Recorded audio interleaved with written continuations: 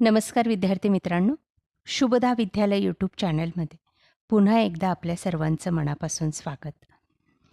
आज आपण इयत्ता 12वीच्या वर्गाचा कॉमर्सच्या मुलांचा बुक कीपिंग या विषयाचा तास घेत आहोत आणि या तासाला आपण बुक कीपिंगचे 26 फेब्रुवारी 2026 रोजी होणारा जो काही बोर्डाचा पेपर आहे, त्या पेपरची प्रश्नपत्रिका उत्तरासहित आपण या ठिकाणी सोडवणार आहोत. ही प्रश्नपत्रिका आपल्याला 26 तारखेला होणाऱ्या पेपरसाठी नक्कीच उपयोगी ठरणार आहे. असाच आपला पेपर असणार आहे. त्यासाठी व्हिडिओ शेवटपर्यंत पहा, व्हिडिओला लाईक करा आणि आपल्या मित्रांनासुद्धा शेअर करा. आणि आपण नवीन असाल, अजूनही चॅनलला आपण सबस्क्राईब केलं नसेल तर चॅनल सबस्क्राईब करून बेल आयकॉनवर क्लिक करा. प्रश्न पहिला, सर्व उपप्रश्न सोडवा. 20 गुणांचा हा पहिला प्रश्न आहे. त्यातला अ भाग बघा 5 गुणांसाठी. त्यात आपल्याला गटात न बसणारा शब्द ओळखा हा प्रश्न विचारला जाणार आहे. त्यामध्ये पहिल्यामध्ये आपल्याला 4 शब्द दिलेले आहेत. त्यातला कोणता शब्द बसत नाही तो आपल्याला ओळखायचा आहे. तो शब्द आहे समभाग पहिल्याचा. दुसरा आहे त्याच्यातला गटात न बसणारा शब्द आहे देय विपत्र. आपण उत्तरं व्यवस्थित वहीत लिहून ठेवा, म्हणजे आपल्याला प्रश्नपत्रिका सोडवायला त्रास होणार नाही. तिसऱ्या गटामध्ये न बसणारा शब्द आहे विपत्राची नोंदणी, दुसरा शब्द. चौथ्या गटामध्ये गटात न बसणारा शब्द आहे शेवटचा किरकोळ प्राप्ती. आणि 5व्या गटातला गटात न बसणारा शब्द आहे तिसरा शब्द गुंतवणूक.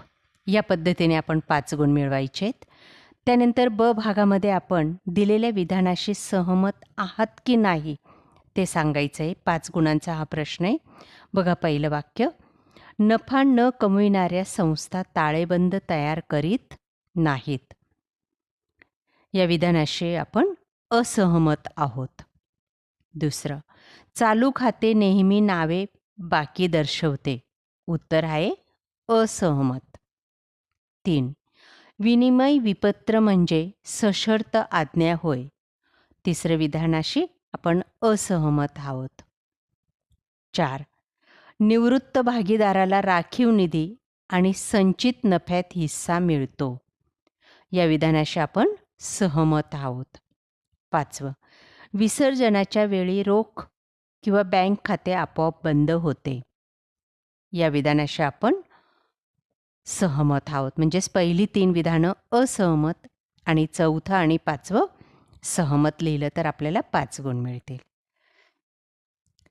त्यानंतर पुढचं बघा, क भाग, योग्य पर्यायाची निवड करायची. 5 गाळलेल्या जागा दिलेल्या आहेत आपल्याला 5 गुणांसाठी आणि त्यातला अचूक पर्याय आपल्याला निवडायचा आहे. बघा पहिलं विधान, संस्था विसर्जनाच्या वेळी संपत्ती आणि देयता क पर्याय रोखीकरण खात्याला स्थानांतरित होतात. दुसरं, भागीदारी करारात उल्लेख नसेल तर भागीदारांच्या कर्जावर 6% दराने व्याज देय असेल. तिसरं, जर भागीदाराने एखादी संपत्ती ठेवून घेतली असेल तर भांडवल खाते नावे होते. ब पर्याय. त्यानंतर चौथं, निवृत्त भागीदाराला द्यावयाची राशी रोख दिली नसल्यास भांडवल खात्याची शिल्लक त्याच्या कर्ज खात्याला स्थानांतरित करतात. अ पर्याय. 5वं, उत्पन्न खर्च खाते हे नामधारी खाते आहे. ड पर्याय बरोबर आहे. अशा पद्धतीने आपण 5ही पर्याय लिहायचे. पहिल्याचं क, दुसऱ्याचं ब, तिसऱ्याचं ब, चौथ्याचं अ आणि 5व्याचं ड. त्यानंतर ड भाग बघा, एक शब्दसमूह किंवा संज्ञा द्या दिलेल्या वाक्याला. बघा पहिलं विधान, टॅली ही संगणक प्रणाली या प्रकारात मोडते. त्याचं उत्तर आहे लेखांकन सॉफ्टवेअर. दुसरं, भागीदारांमधील लिखित असलेला करार. उत्तर आहे भागीदारी करार. 3, अशी संपत्ती जिथे सहजपणे रोखीत रूपांतर होते. त्याचं उत्तर आहे चल संपत्ती. त्यानंतर चौथं, मृत भागीदाराचे प्रतिनिधित्व करणारी. पुनर्मूल्यांकन नाही, कायदेशीर वारस त्याचं चौथ्याचं. 5वं, उत्पन्न खर्च खात्यांची नावे. उत्तर आहे तूट. त्यानंतर प्रश्न दुसरा, 10 गुणांसाठी आपल्याला हे उदाहरण सोडवायचं आहे. बघा ते उदाहरण काळजीपूर्वक. सीता आणि गीता या तिनाच 2 प्रमाणात नफा तोटा वाटून घेणाऱ्या भागीदार आहेत. त्यांचा ताळेबंद खालीलप्रमाणे दिलेला आहे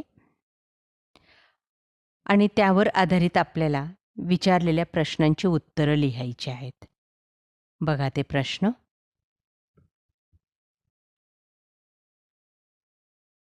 यांची उत्तरं आपल्याला हवी असतील तर आपल्या चॅनलची प्लेलिस्ट पहा, जिची लिंक डिस्क्रिप्शन बॉक्समध्ये दिलेली आहे.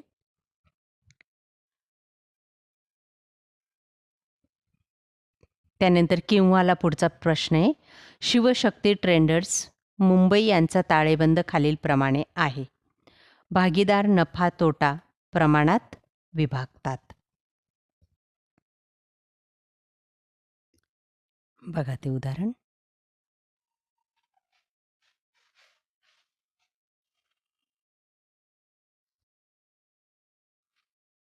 त्यानंतर पुढचं प्रश्न तिसरा, लाल, बाल आणि पाल हे भागीदार असून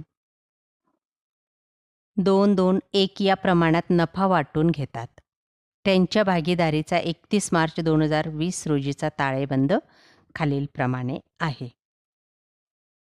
ताळेबंद दिला आहे आणि त्यावर आधारित आपल्याला विचारलेल्या प्रश्नांची उत्तरं सोडवायची, ते उदाहरण सोडवायचं आहे.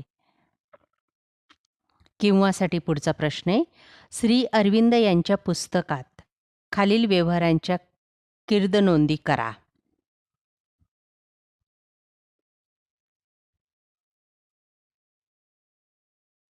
त्यानंतर प्रश्न चौथा, मोहिनी कंपनी लिमिटेडने प्रत्येकी ₹100चे 25,000 समभाग विक्रीस काढले. त्यावर खालीलप्रमाणे प्रतिभाग देय आहे. तर त्या पुस्तकात रोज कीर्द नोंद करा. किंवाला 5वा प्रश्न आहे, संगणकीय लेखांकन प्रणालीची वैशिष्ट्ये लिहा. 5वा प्रश्न, सुरेश, नरेश आणि परेश हे भागीदार समान प्रमाणात नफा तोटा विभागून घेतात.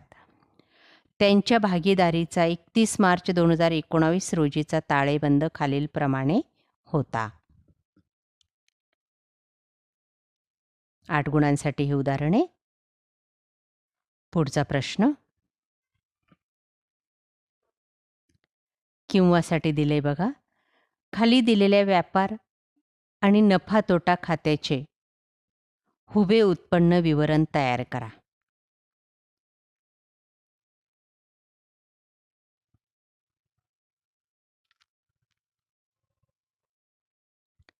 त्यानंतर प्रश्न 6वा,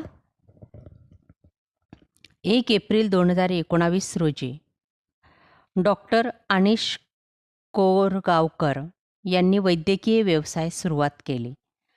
त्यांचे 31 मार्च 2020 रोजी संपणाऱ्या वर्षाचे प्राप्तिशोधन खाते आणि समायोजन खाली दिलेल्या आहेत. त्या आधारे 31 मार्च 2020 रोजी संपणाऱ्या वर्षासाठी उत्पन्न खर्च खाते आणि त्याच तारखेचा ताळेबंद तयार करा.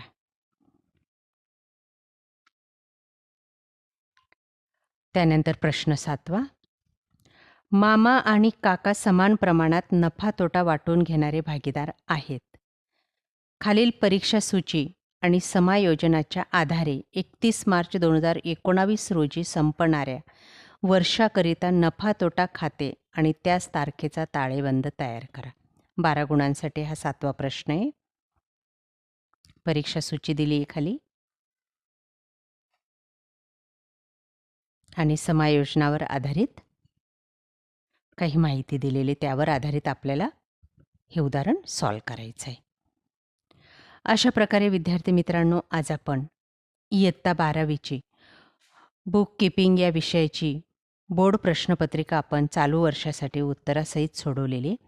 आपल्याला ही प्रश्नपत्रिका नक्कीच उपयोगी ठरणार आहे.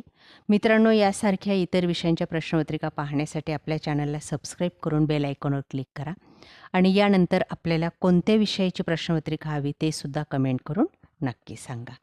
थँक्यू.